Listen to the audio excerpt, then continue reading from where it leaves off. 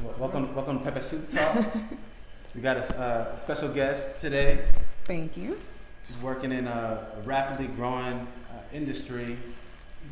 As one that's very important for our communities too. It's given our history with it, especially, and this transition we've seen in recent years to the formal economy. So this is the cannabis industry. She's the founder of Cannabis Noire. Cannabis Noire helps minorities and underserved communities basically get access to the cannabis industry and medicinal community. Yes, absolutely. So we're excited to talk to her about the different ways you can get involved, ways that you can start making money in the cannabis industry. Yes.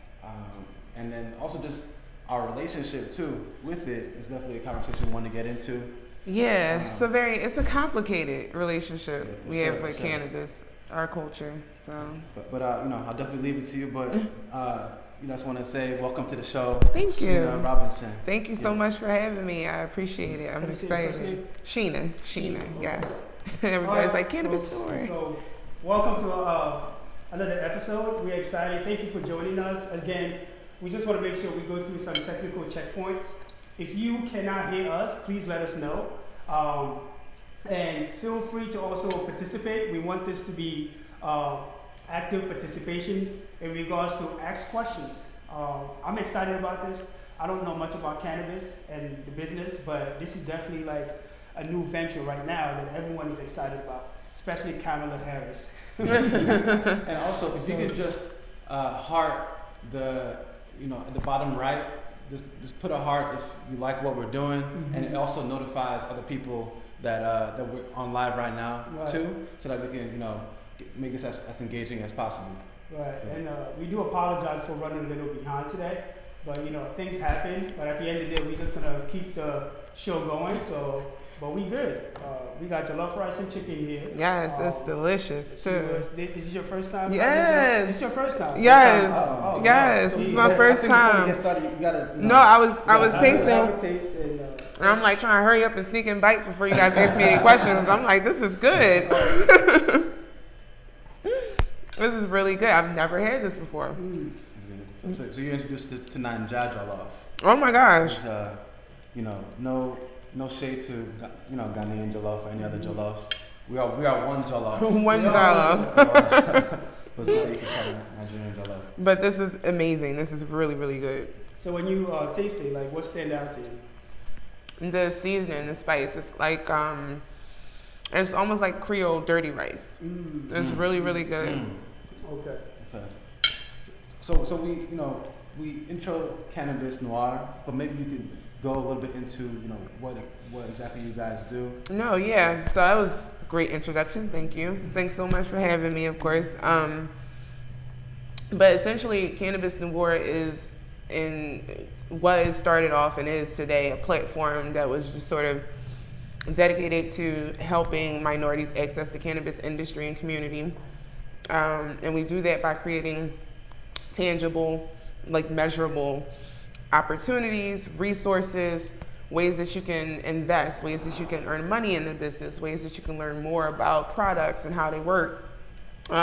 Both for the industry side and medicinally, we want people to be better educated about how cannabis works with the body, taking better mental health care and addressing and recognizing those obstacles.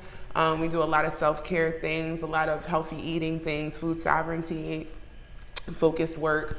So the goal is essentially to sort of refortify our community through cannabis, whether that be financially or, medicinally.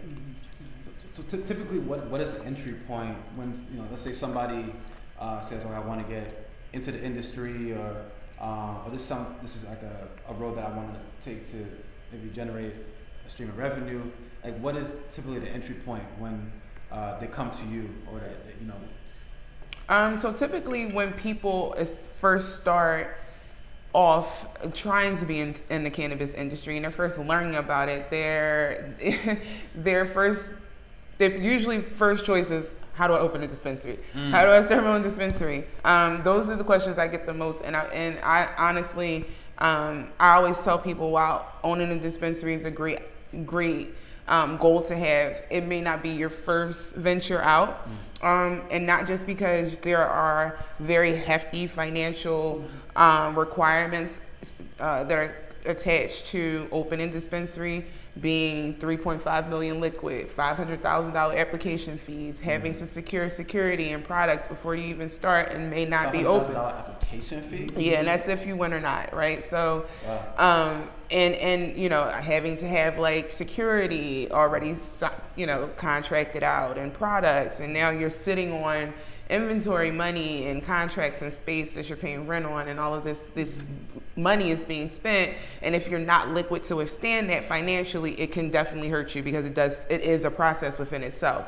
So I always tell people, don't get discouraged with the idea of not being able to just jump and open a dispensary, but look for other points of entry that make more sense and align better with your vision, or align better with your why and your skill set. Because if you're just opening a dispensary because you think it sounds good, if you have no managerial experience, no inventory experience, no retail experience, it may not be a great idea, right? It might be something you could invest in, right? But maybe not do, right? So I always tell people, for instance, you cannot open a dispensary without a security company contracted out. I know tons of young men and women who have security companies, right? They sell, mace and self-defense tools, and they guard like bars and parties, and they have LLCs, and they're working to create like a business for themselves. Those can easily be capitalized in the cannabis space by learning and understanding cannabis security, which is one of the things we offer, and sort of cornering that market and being,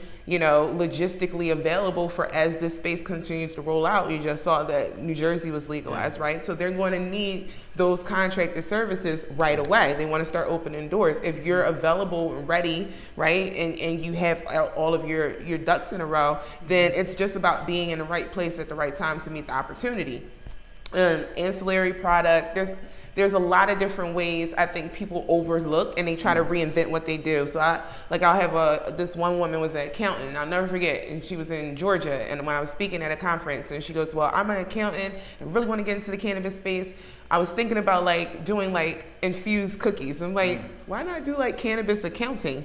Yeah. Because you're good at that already. You know nothing about cookies, right? It's like, you don't know anything about infusing things. So maybe you should kind of stick into your wheelhouse, right? And then from there, you can learn the space in a much more intimate and a much more genuine way that will allow you to create a path that makes more sense for you, right? And so everything that you do outside of the cannabis industry, you'll need inside of the cannabis industry. So that's lawyers, that's marketing, that's photographers, right? Those are graphic artists. Those are people who we know specifically will translate into those spaces and that have those skills right now. So it's just about understanding the cannabis space enough to approach it properly. And that's what we do, or try to help do.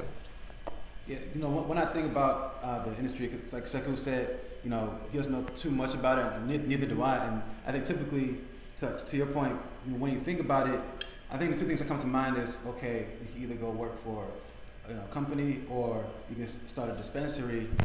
But especially when you think about an emerging market, there are a lot of different ways that you usually can get involved. So you mentioned security. Packaging, for instance, okay. Right? So like, there's a big space and a big opportunity in like packaging and developing labels. There are a lot of brands that are trying to start ancillary products, right?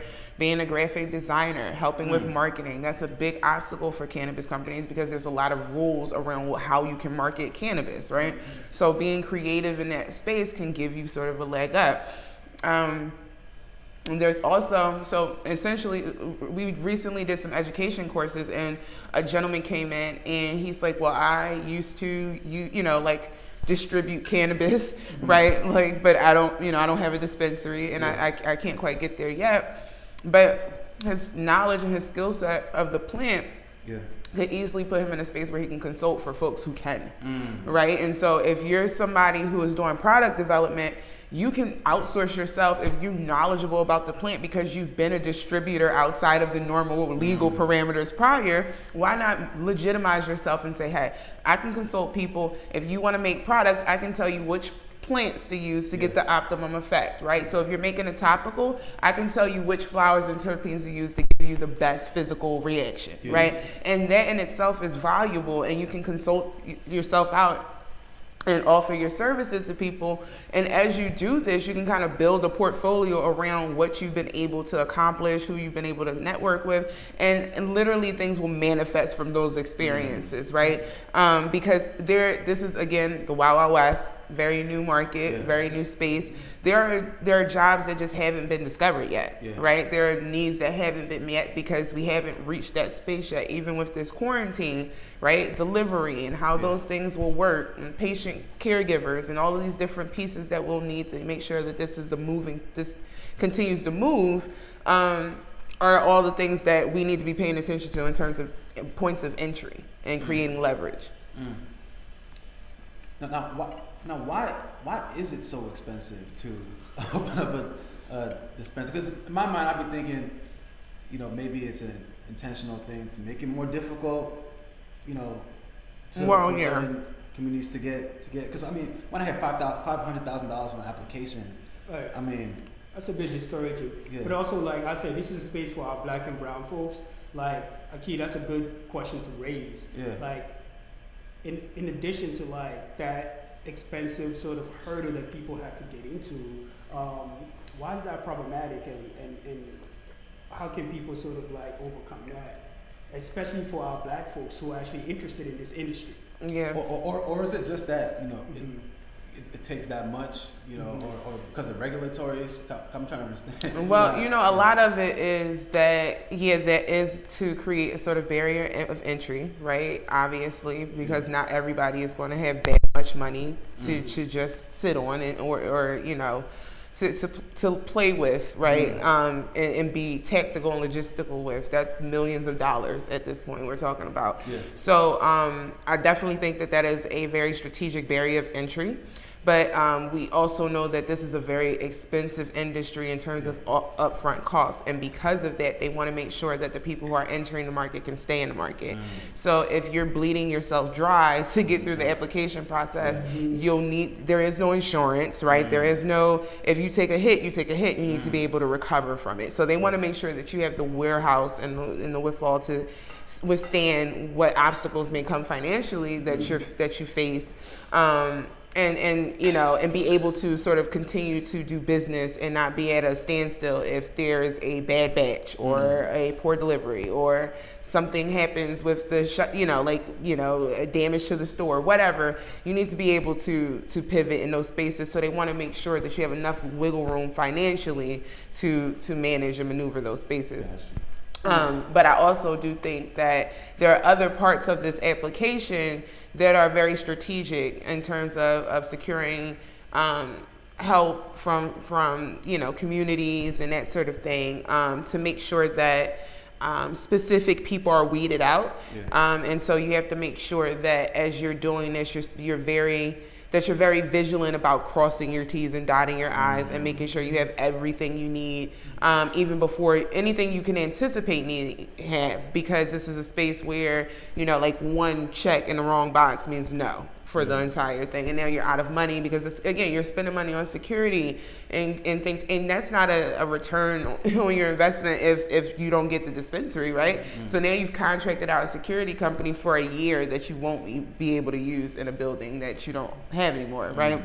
And even in that space, there are little caveats where people can capitalize off of that. Like, how can I help you spin from not being able to open, right? And how can we reallocate those sources and help you find people who are willing to take those services and contracts from you? So again, there's always ways to do this. And I think once you created a foot stamp in the space and begin creating leverage, you'll network and connect with people who I think can help in terms of collective economics. That's something that I think we need to work on a lot in this space.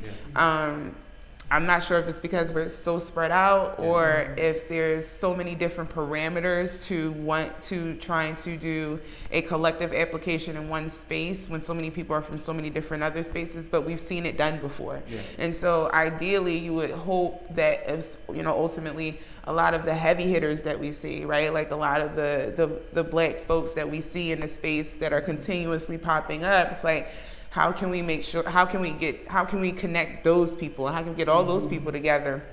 But honestly, a lot of us aren't still in that financial bracket, right? Like you see the names and you see the faces, but they're still out here spending most of their time advocating and being patient first. And so that's not a space that pays as well as some of the other, like, more influencer style opportunities. So I think, that's also a part of it, right? And so finding, I think maybe some of the, the Al Harringtons and the Drakes and the Jay-Z's of the world who have the wherewithal to sort of funnel and channel money into these spaces for us to collectively try to invest and own in would be, Right. Maybe too much right. Yeah, and I mean, based on what you shared with us so far, it definitely seems like it's a very complex field to get into, given all these policies and steps in place that you have to go through. Even though the outcome, once you get all your steps in place, the outcome could be extremely beneficial. But I want to get a little personal here. As a black woman trying to tap into this industry, walk us through your personal journey and for me, it's like when I hear the $5,000 fee, I'm like, hold up a key. I'm like, 500,000. Okay, excuse me, I need to. I'm not a numbers person, but whoa, I got to take a step back. But talk to us about why you didn't allow any of these hurdles to prevent you from continuing to pursue your dreams in this industry. And how do you start it? Yeah, so it's interesting because in this space, black women there aren't many spaces that black women have the support and I think security that they deserve and need. And so particularly in the cannabis space, I think we're often seen as an opportunity to tokenize and show that they're supportive and inclusive, but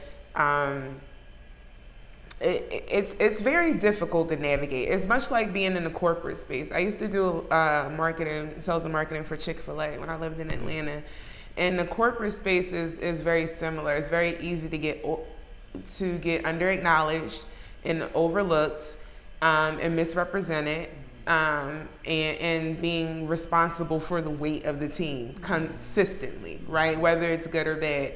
And so that's kind of how this industry is. Black women have been kind of backboning this space since I've been a part of it that I know of. Most of the people that I've learned from were black women. Most of the people who I've seen champion advocacy, black women. And the people I've seen champion patient rights, black women. The people I see championing returning citizens, social equity, diversification, black women, right? And so we kind of have this inadvertent gift and curse of carrying the burden and the weight of the real serious and significant conversations and obstacles. And I got funneled right into that space. So it's very, it can be very tiring because you're working from a lot of different angles, right? I come from those quote unquote adversely impacted communities, so I know kind of firsthand what the war on drugs did. I know firsthand how it's still impacting people and how they live and their families and their lineage. And I work with people who are making millions of dollars off of the same thing, who aren't reinvesting into those spaces, who don't understand why it's a need to reinvest in those spaces, who are still so displaced that they don't see how their entry in this market is any way related to the war on drugs, right? And so even having to have those conversations at length multiple times with multiple people about, you know, like why this is probably something that you should reconsider in terms of building out your social equity and in diversity and how you operate, right? And even your marketing. So it creates images that's more synergetic and resonates with more of our community.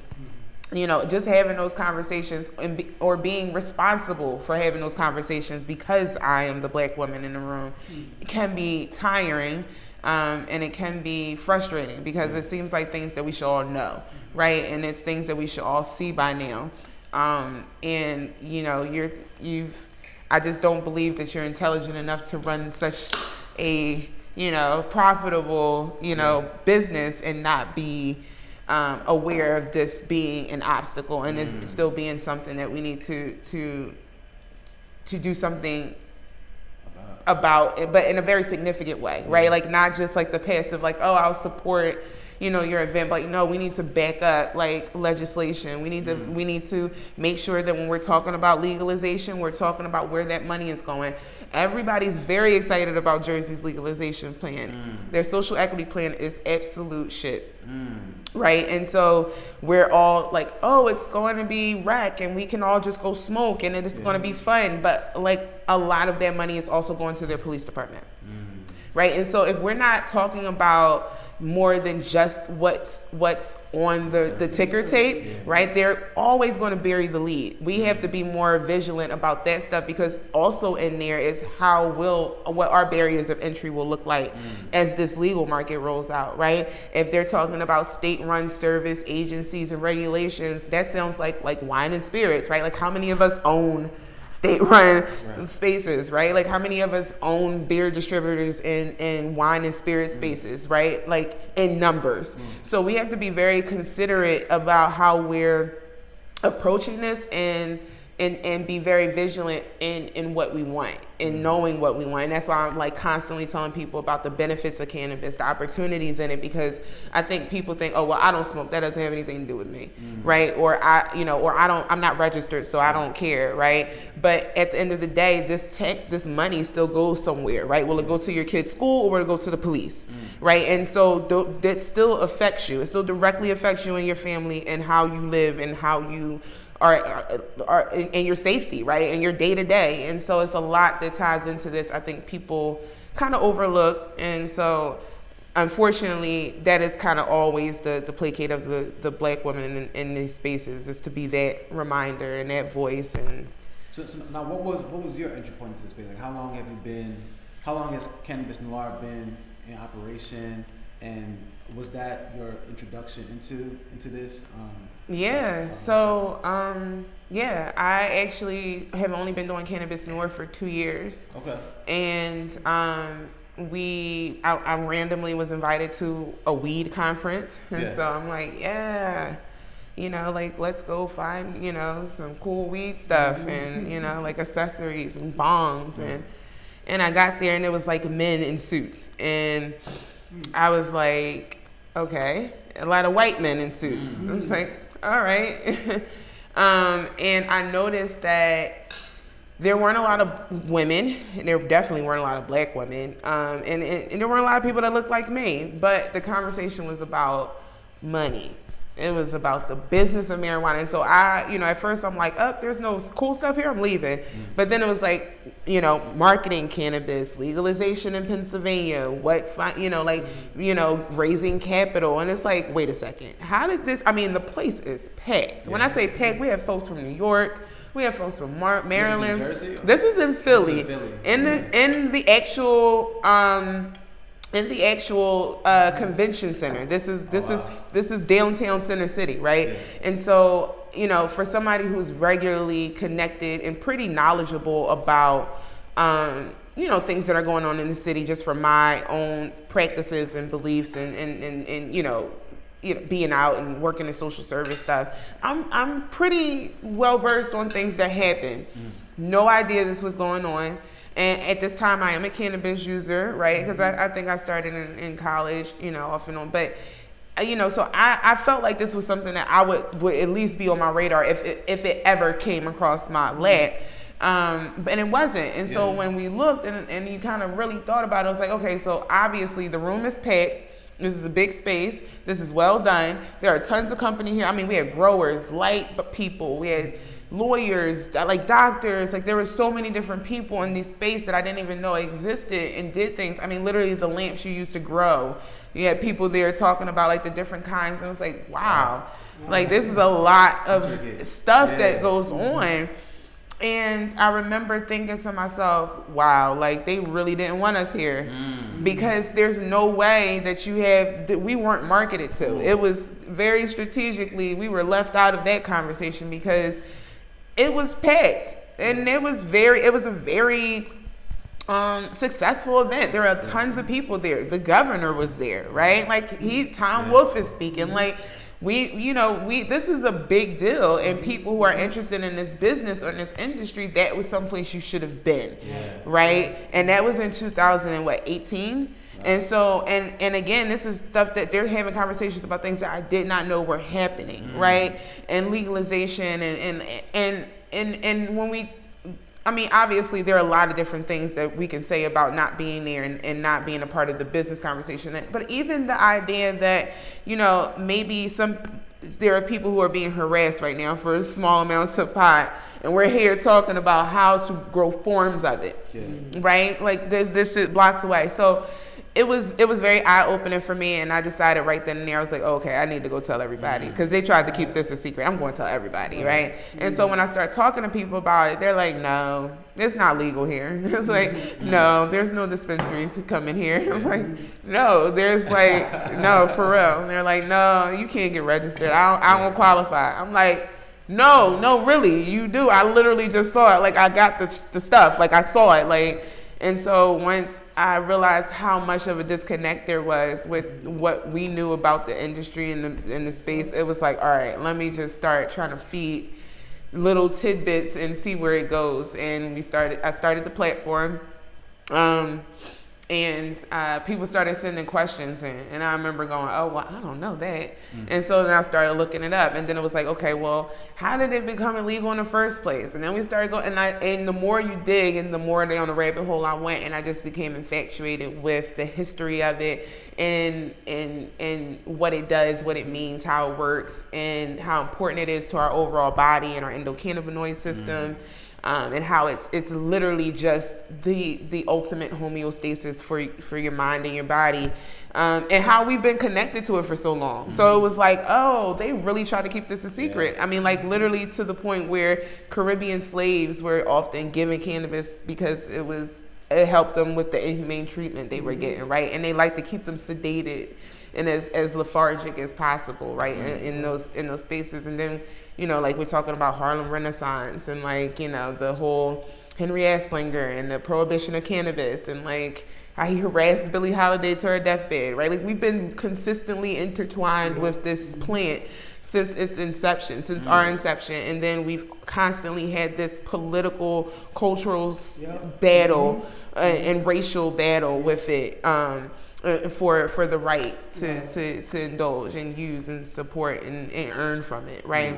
Unless it was at the beckon of another. And I really applaud you for just being exposed to that space of the business side of it. And this is what's been happening, like you named, throughout history. This idea of like, it's a space, but it's not really inclusive space, It's more so like, how can we exclude certain group of people? And then when it comes to that, it's us, black and brown people. So I really applaud you for having the courage to out there and spread the knowledge.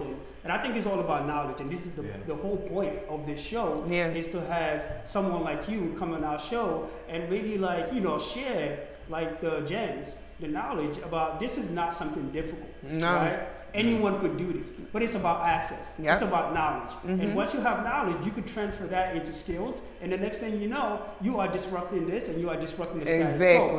Exactly. We've been dealing with this for ages. You know what I mean? So this makes no sense, but so I appreciate you for literally just being an advocate, and Thank also you. like, because now you're going beyond just as a black businesswoman in this industry, but being like an activist. Yeah. You know, and like just being the voice now for our generation. So really, much respect to you. Thank you guys. I Like, appreciate for real. that so Nice. much. Like that's what I love this show. I love what it stands for. That's why I wanted to come.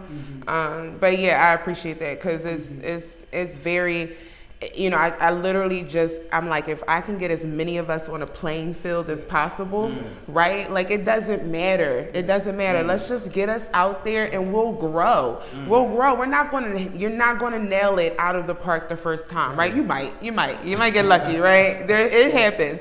But if you don't, it's cool because there's so many of us now that are coming and we have resources. And I have, like, there's tons of people who reach out to me and they're like, how can I do this? How can I do that? I give them a little information. They're like, that's crazy. I didn't know that could be actually that simple. I'm going to go try that.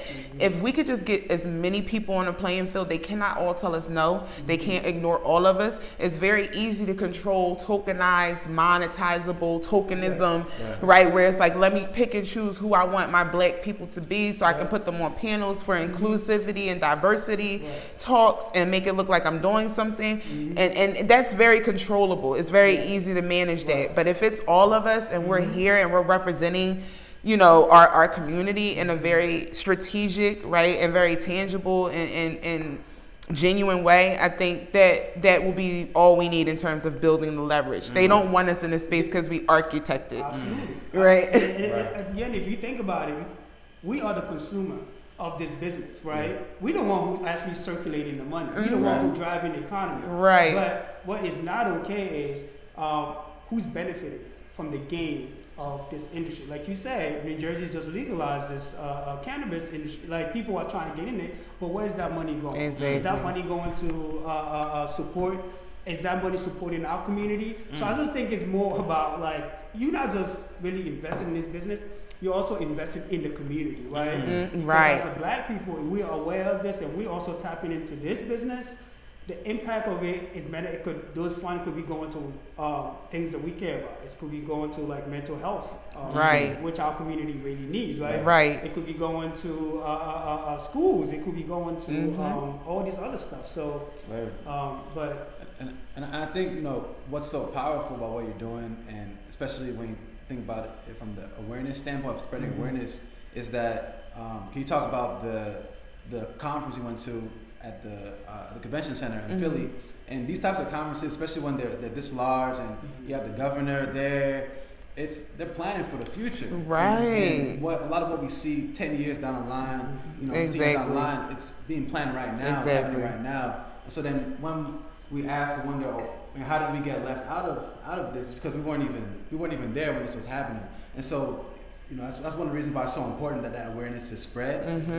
And so when you talk about the knowledge gap, let's say, you know, for someone who wants to learn more about, you know, the cannabis industry, what are the best sources to go to? I mean, imagine, you know, maybe you can start at Cannabis Noire, but just a thought. No, there are tons of ways to kind of learn more about the space, and so actually, what we're working on now is sort of like a directory of services. Because while we offer a lot of different, you know, resources and support, we have been blessed to work with and learn of other groups that do very specific educations and resource building that we can definitely point you in the direction of. There's a group called Green Thumb that does specific, like, cannabis education about, like, the plant and how it works, and we do a lot of business stuff. There are folks that do a lot of advocacy training. So there's a lot of different nooks and crannies that you can kind of dig into to learn more about. I mean, we even have a television mini vlog series that's coming out about growing plants, right? And so the goal is to teach people how to grow indoors, grow healing herbs, ultimately be able to take care of hemp plants and hopefully cannabis one day once we're able to grow at home, because ideally that would be, that's what we're really pushing for, is home grow. But yeah, you can check out our website. It's www.cannabisnoire, and that's CANNABISNOIRA. People sometimes forget the A.com. And if you're interested in registering to become a patient, we're actually doing a program with Care Docs where we'll be qualifying people at discounted or for free for qualifying folks. So if you need your MMJ card, then that's, come check us out. We can get you scheduled and set up. If you're interested in learning more about the business and how it works and ancillary products, white labeling, all of those things, entering security, caregivers, all of that stuff, we have a special section on our website for that. We have a bunch of cool products and things for you to kind of get to know how your cannabis works. And if you're interested in learning more about the medicinal side of it. And we also do like consultations, so you can get like one-on-one free discovery calls that can, we can help you at least. Like you could just, schedule something and say, hey, I'm interested in learning more about, how to manage my diabetes with cannabis. And so we'll get that out, we'll pull some information for you. We'll hop on a call, talk a little bit about it, maybe give you some spaces that you can look into that may have some meds that you might like, and get you registered if you're not registered. And then, we have some dietary things. We work with Philly Farmer John. So we have some food sovereignty programs coming up. Because the goal also is like, again, your overall homeostasis and fortifying our communities like from the inside out.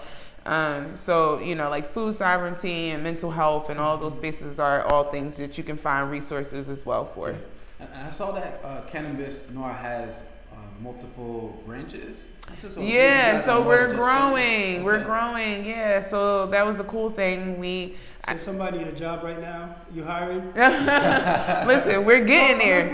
We're getting there. No, so what we're doing is we're establishing different chapters of Cannabis Noire in different states. So hopefully we can spread the advocacy and the education and all of the support further. We've been, I used to live in Atlanta, so I did a lot of back and forth there. And, we had a lot of outreach and people were like, how can we connect? And it's like, you're in Texas. I don't know. So, but I thought, hey, like how cool would it be to be able to host something and create like a Cannabis Noire space, a safe space, a supportive resource-based space, in another, locale where people need it, but let it be true to the locale, right? So let the people there, right, run it. They know the climate, they know the temperature, they understand the needs better. We can just provide you with the resources, the tools, and the networking you need to make sure that you can branch out the same way we are here, where you are. And the goal is, again, to get as many of us on the field, right? And if we could do that nationally, then I think we have a better chance of making a united front. So, yeah. So if you're interested, we also have that link in the bio. If you're from out of town, we have some availability from some different states. I think we have New Orleans, Texas, Georgia, Oregon, and LA. Yeah, so again, we don't want to be doing all the talking, so we want to make sure you share your thoughts, questions. So if you have any questions for our guest today, please go ahead and ask. Keith's monitoring the screen, so he can let us know. So we actually have a question from Jay Maximus. Shout out to Jameson on the chat. Jameson said, it's well known that black men have disproportionately been incarcerated for marijuana distribution. Would you consider trying to hire some of these folks? So I have a returning. Good question. So if you check out our website, click the Ignite link. Ignite is a program that I started for returning citizens and their loved ones. So we do housing, we do employment.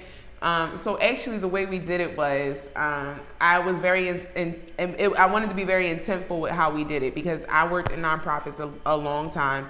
And I know that a lot of times the nonprofits in the community are self-serving or self-sufficient. Like the community that they're investing in is often the community that's also reinvesting back in them, right? And so we're kind of not really replenishing, we're just revolving around resources. And so, my time in corporate Chick-fil-A and corporate giving, it was like, okay, so obviously we need to hit the people with the real money.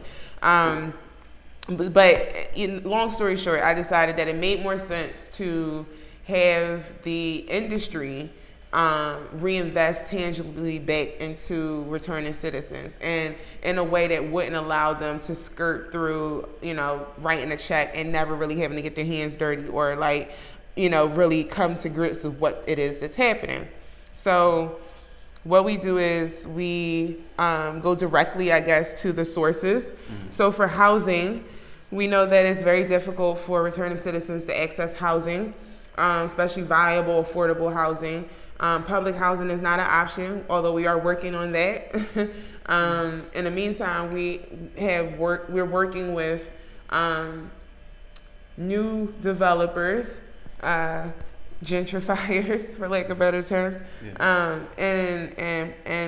landlords and real estate agents in these communities that are being gentrified to earmark 20% of their properties and their residents to returning citizens, because we can't let them come home to spaces that they don't recognize and they're not able to access. And you can't come to our neighborhood and redo everything, change it, and then displace everybody. So the trade-off is that they need to make sure that returning citizens who have records can access their housing without obstacle.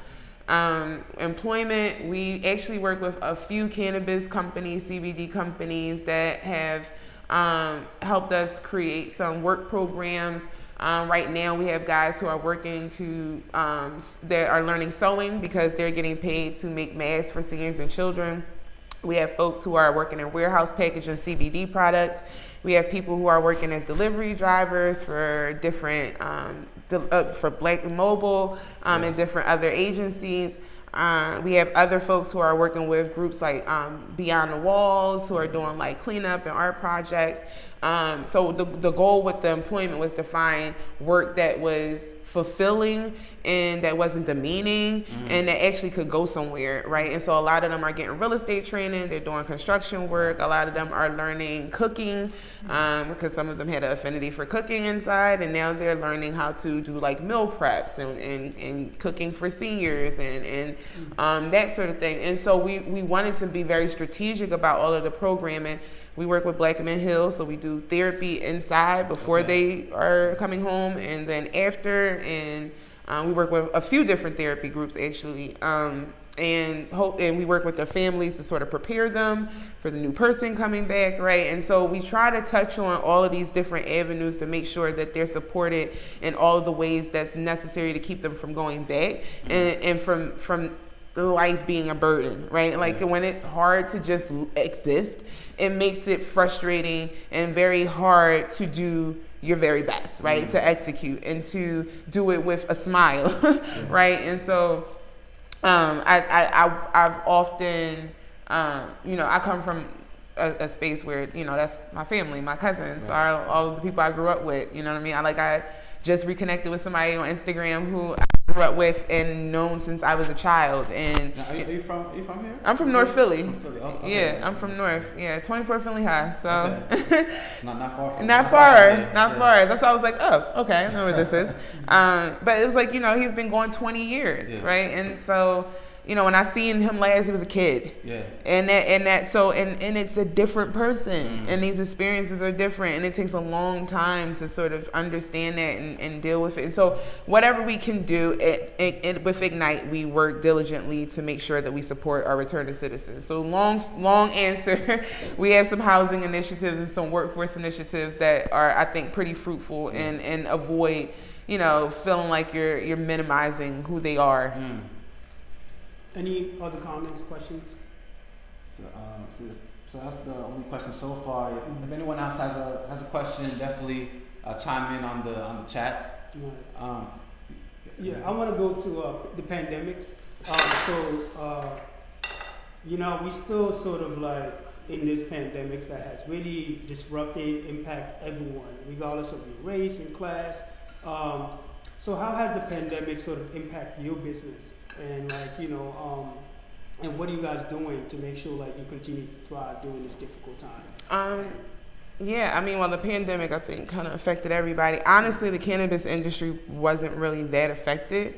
If anything, sales went up. So, in terms of people looking to start businesses, get registered, we've only kind of increased in the volume that we've been doing. I think cannabis is one of those industries that kind of can withstand a lot because because it is it's supplemental. It's it's wellness, right? It's a anti-anxiety, but it's also like it fits in so many different pockets that it's not one of those things that typically you have to worry about losing momentum with. There are of course specific avenues, like if you have like a cafe right now, it could be an obstacle, but I think it's important to know your why. And I always say this whenever I do consultations: if you know your why, it won't matter. If you know your why of why you're in the industry, of what your purpose is within the space, it's literally just a matter of pivoting how you do it. It's just you're just using a different road to get there. That's a word right there. If you know your why, it won't matter. I think. Yeah, because I mean, like our goal is to like help minorities access the industry. We do that by like hosting education events and doing this and doing that. And it's like, okay, so we can't do it in person. Now we move to digital, right? And like, we can't do this. Like, now we'll do this. We know we want to accomplish this goal. It's just, how do we do this now with these restrictions? So it's like, if your goal is to create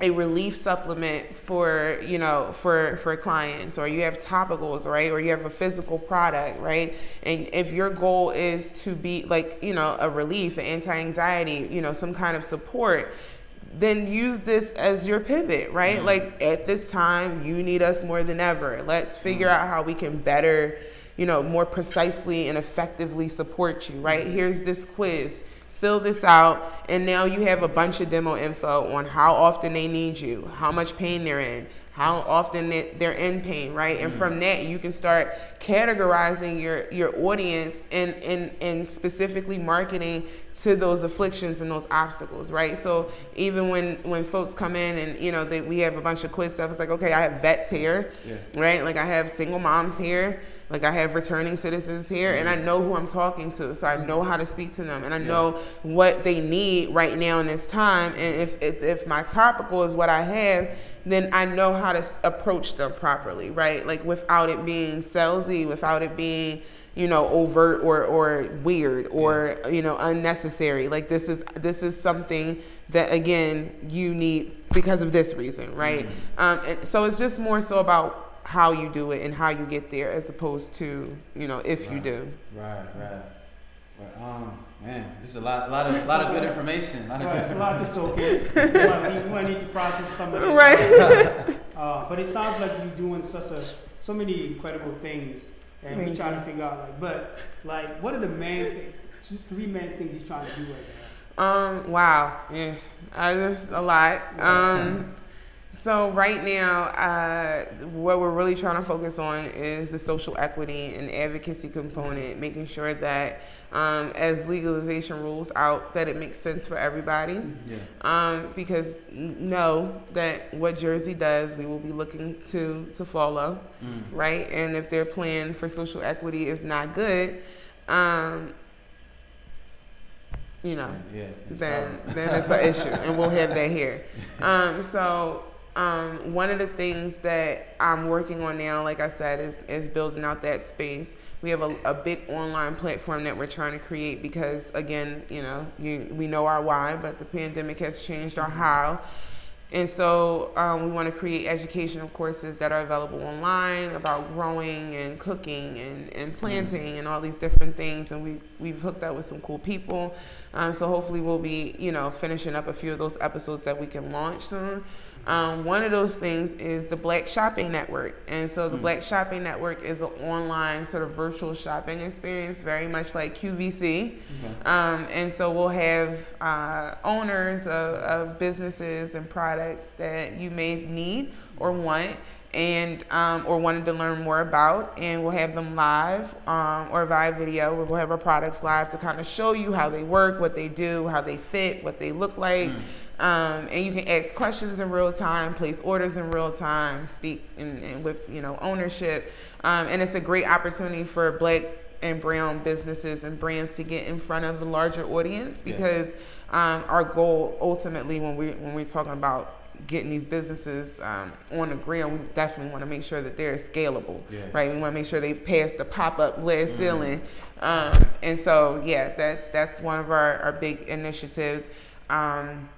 Obviously, we're working on our chapters and building out our national footprint.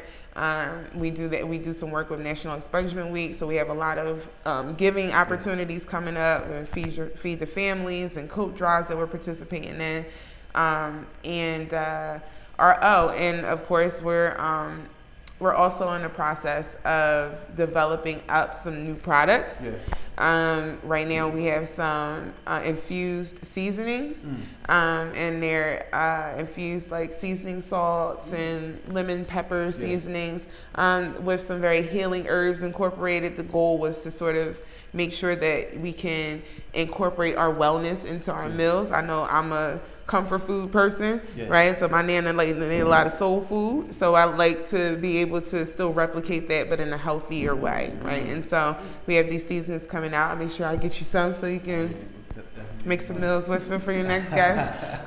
But yeah, so we're excited about that, and some other things we have coming down the pipeline. But yeah. So now with everything that you guys are doing, can you talk a little bit about the team that you work with? Because I mean, you're talking about different chapters starting. You're talking about making it more inclusive through social equity, the education, the QVC.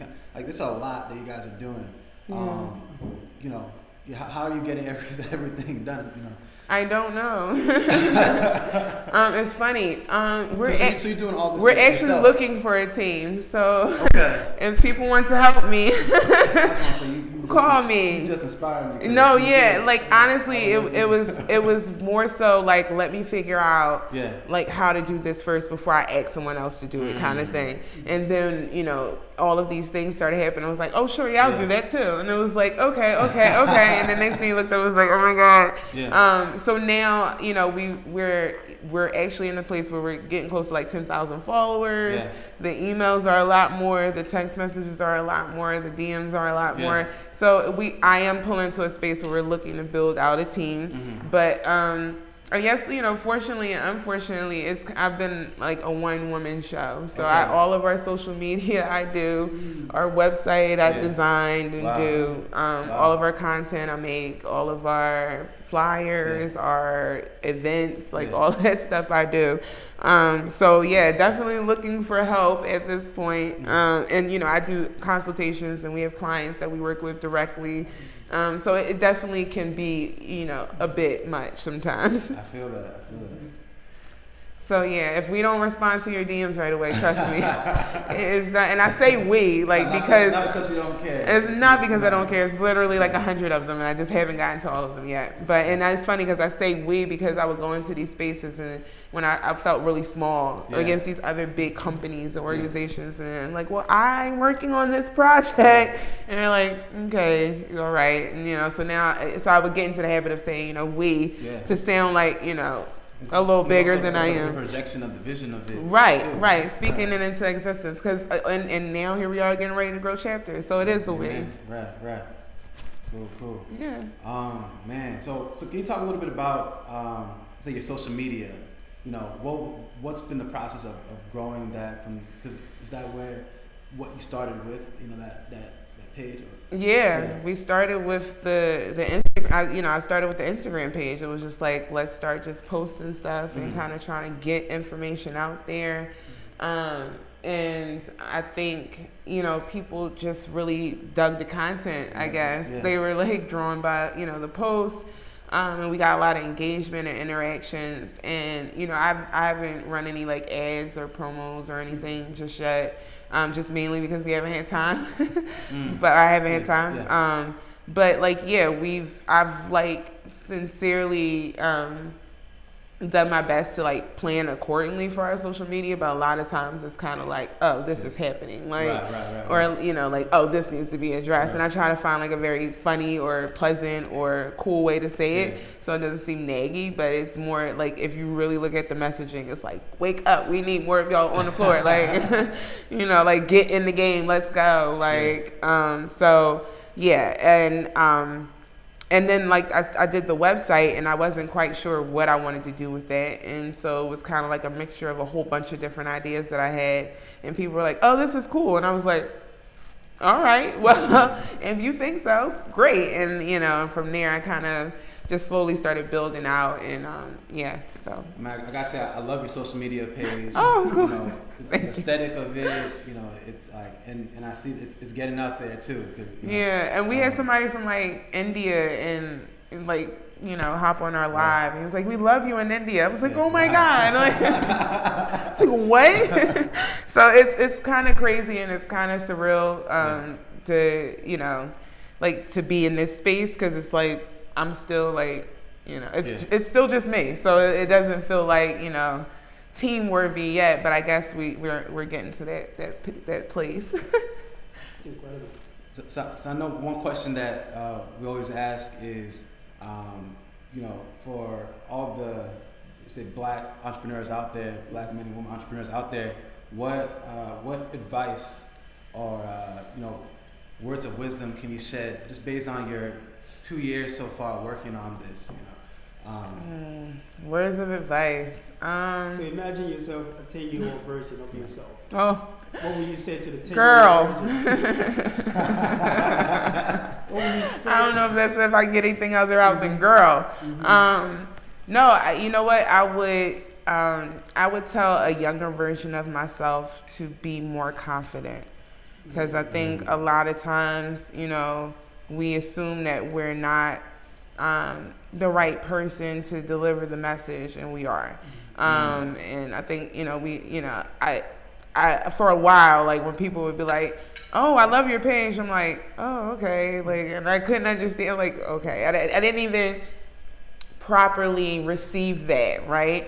And I think you know, you can sell yourself short very easily because, you know, of what society tells you success looks like, or intelligence looks like, or what you know, the architects of the world will look like, right? But you know, I've walked into rooms and have had some of the most intelligible ideas in the room, but didn't feel comfortable or brave enough to express it. And I'll never forget one person who had kind of helped me. Her name is Lakia Gooch. She's like a patient advocate, and I was very upset, and I like went to this thing, and I was like, I don't think I said what I should have said, and you know, there was a lot of people, like big wigs there, and she was like, kind of like, what do you mean, you know, like big wigs, and you know, that's kind of like not really a thing. And she was like, and I was like, and I just couldn't find anybody that, you know, like I felt would understand where I was coming from, or like would like resonate with me. And she was like, you have to, for lack of better terms, so you got to stop looking for the real nigga in the room. Like you got to stop doing that, because sometimes you are the real nigga in the room. Like you got to stop looking for that other person, because sometimes you're the person and you're there to be the person, right? And if you're not walking in your own confidence and purpose and you don't own it, then you'll always be looking for the other person, right? And so when she said that, I was like, oh, okay, like wow, okay, you just gonna say it like that, right? But it made so much sense, and it was such an aha moment. It was like, bro, this is a new space. There may not be anybody else like you yet, right? Like take advantage of that. Like use the fact that there's only one you, and they haven't seen it yet, right? And so that's kind of how I am now, right? Like it's still just me. So I'm still, I don't know. Sometimes I get a little shy, but I try to be very, you know, like vigilant in my own swag, right? And because they'll appropriate it for you if you don't, and they'll use it to their advantage anyway. So it's like, let me just, you know, before you try to just inherit and sort of gentrify all of this black girl magic, then you know, let me cultivate it into something that's strong enough for me to hold on to in the space. So yeah, I would tell my 10-year-old self to be more confident and be a little more tougher around the edges. Well, thank you for sharing that. I just feel like that resonates with each of us. Yeah. You know, I think we all been in that moment where we know that being more confident, it's definitely about owning your own agency, but it's also about owning your own narrative. Yeah. Like when I hear your story, I'm like, yo, this is a dope story. And see, when I just think, oh, that's just what happened, right? And so, it's good to hear that. You know, we had several guests here who, and one of the pattern things that I keep hearing is this idea of like you are your best asset. Yeah. You know, and it's so interesting to see that we continue to hear that. Yeah. Especially for someone like you who are incredibly brilliant. Thank you. Resilient. To be in this space as a black woman, I just think it's powerful. So just keep it up. Thank you so much. I appreciate that. That gives me the little bit of spark I need, because you know you don't hear that, right? Like, so you know, if it's just you in the room, you gotta keep like replaying these moments to yourself while you're there until you know, until we're in the space where we can all be there. So yes, I appreciate opportunities and platforms like this. I pray that this continues and grows, because I'm so like I'm like 100% behind supporting and encouraging, you know, narratives like this, conversations like this. The more we talk about black wealth and black success and black stability, the more normal it will become, and the more we'll talk about it amongst each other and our friends, and it'll seep and permeate and we'll be used to it. Because that's one of the things that I've noticed is that when we talk about, you know, when we're in this space and we talk about wealth and all that, it's not something we're used to. We don't come from those families that talk about that stuff on a regular basis. So it's important for us to make sure that we are having these kind of narratives. So I'm grateful I was able to come. Yeah, absolutely. So I don't know how much time we have, because we only get 1 hour slot with this. So Instagram's been showing us a lot of love. I don't know if we. I was going to say, you guys are. But maybe we've been over an hour now. Okay. So maybe because it's around Thanksgiving. Just be a little generous. But yeah, this has been great. So I mean, we're coming around, you know, around to the tail end of this. So if anyone has any questions for Sheena, please you know, ask away. You know, this is really powerful, the work you've been doing, and you know, we've definitely been watching, you know, on social media. Thank you. So now when it comes to, I say, Philly, and I check, we'll talk a little bit about the pandemic, and you know how as to how maybe your model has changed, or you know how you've been, you know, handling the pandemic. And it seems that you've been fine with kind of what's going on, but you're pivoting a little bit. So what did Cannabis Noire look like pre-pandemic, and then what does it look like now? And you talked about, I guess, more so like what it looks like now, but what did it look like pre-pandemic? I mean, we did a lot of like networking and in-person stuff. So it was more about connecting with people and helping them understand, you know, their body through cannabis and their mental health through cannabis, and registering folks so they can talk one-on-one with doctors and physicians, that they can have very candid conversations about their medicinal cannabis as it relates to their health, and maybe not feel uncomfortable talking to their doctor. So for instance, we hosted regular medicinal marijuana card registrations at our church. Okay. And so people felt safe and felt, you know, as if they were, that it wasn't there, that obviously this wasn't, you know, like what they thought about weed before. If pastors sort of like champion making sure you get a card and teaching you about CBD. We actually did our first infused tea party at a church. So we've always been super intentional about connecting with communities and being in safe spaces. We do a lot of English as a second language outreach. Okay. So when we're registering patients, we want them to feel comfortable and not feel like, you know, especially, you know, if you have like warrants or obstacles with, you know, police, we don't want you to feel like, you know, coming to a state senator's office might not be the most comfortable place to do that, right? So we wanted to make sure that everything we did was about the people and making sure that they had access, and so that it was close to them, it was someplace they can get to, and someplace they felt comfortable being. So we did a lot of in-person stuff, which, you know, conferences and that sort of thing. And I think that's probably the biggest change we've had. But in terms of like how, what we've been doing, we've kind of stayed the course in terms of like registering people and, doing expungements for returning citizens and like medicinal aid. We've just been doing it digitally. So. Got you. I don't know, this is a little bit of a political question.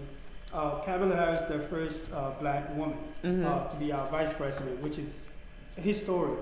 And she's also a huge supporter of the cannabis industry.